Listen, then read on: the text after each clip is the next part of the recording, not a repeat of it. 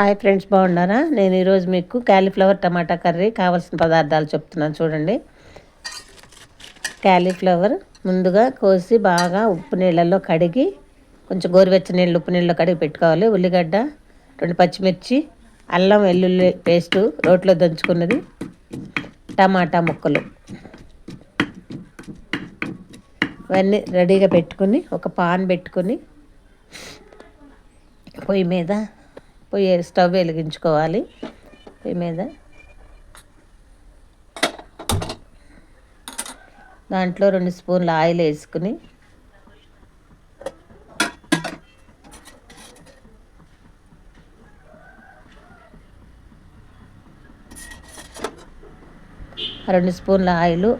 అది వేడైన తర్వాత కావలసినవి పోపు దినుసులు, ఎండుమిర్చి, పోపు దినుసులు, జీలకర్ర, ఆవాలు, శనగపప్పు, మినపప్పు అవి వేగిన తర్వాత పచ్చిమిర్చి, ఉల్లిగడ్డ ముక్కలు వేసేసి కొంచెం అట్లా కలపాలి. తర్వాత తగినంత దాంట్లో పసుపు వేయాలి. కరివేపాకు కింద పోపులో వేయటం మర్చిపోయాను, అందుకని ఇప్పుడు వేసాను. పసుపు వేసి కొంచెం లైట్గా గోల్డ్ కలర్ వచ్చేంత వరకు వేగనించి దాంట్లో ఇప్పుడు క్యాలీఫ్లవర్ వేసేసుకోవాలి. వేసి కొంచెం అంతా కలబెట్టుకొని మూత పెట్టాలి.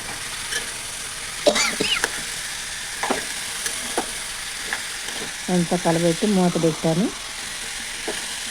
మూత పెడితే కొంచెం నీరు వస్తుంది. 20% మగ్గింది. మళ్ళా కొంచెం సాల్ట్ వేస్తే ఇంకా కొంచెం నీరు వస్తుంది. నీరు లేకపోతే సాల్ట్ వేసేసి మళ్ళీ కలబెట్టి ఉడికించాను. కొంచెం మూత పెడితే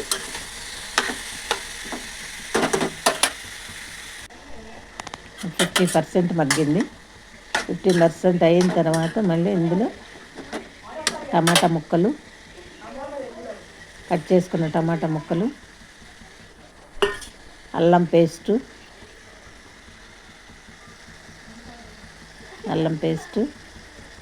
తగినంత కారము,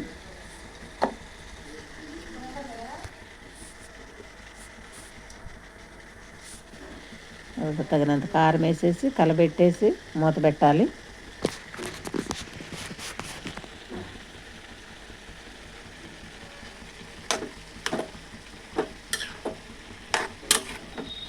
గ్రేవీ గుజ్జుగా ఉంటుంది.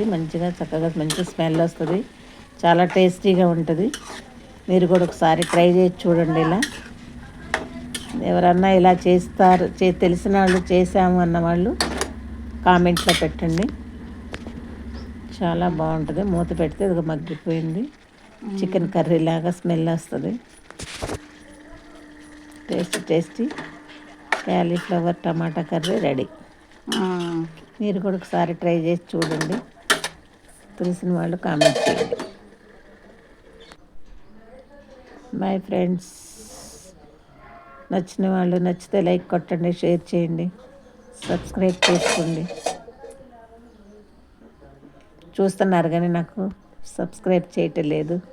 లైక్ చేయండి, షేర్ చేయండి. బాయ్.